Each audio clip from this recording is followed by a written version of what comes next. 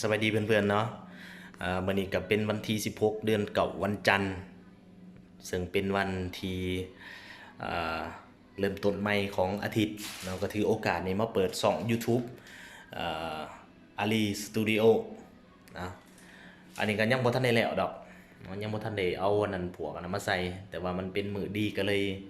เอ่อเปิดซันแนลเลยก็มีเครื่องเล็กๆน้อยๆเนาะพวกนี้ก็จะเป็นพวกคีย์บอร์ดพวกเอฟเฟกต์บอส80เนาะ E80 ตัวนี้เนาะแล้วก็จะมีพวกตู้ลำโพงมาเซลเนาะเครื่องปรินเตอร์มอนิเตอร์พวกพีซูนัสอันนั้นซาวการ์ดเนาะไมค์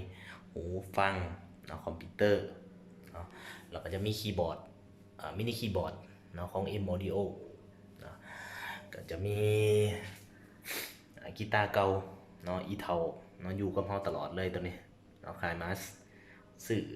แต่ปี2014เนี่ยบอก2004ตอนนี้ก็14-15ปีแล้วเจ้า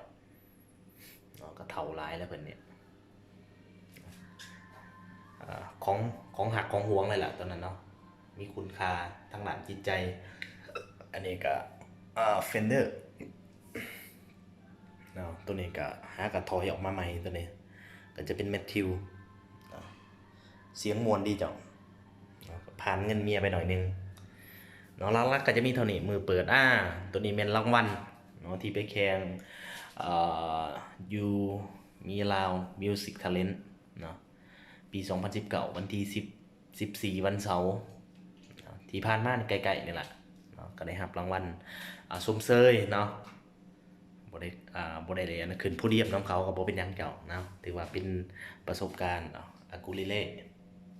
เอาไว้ต่อยดินก็สิมีเท่านี้เนาะอันนี้เป็นมือเปิด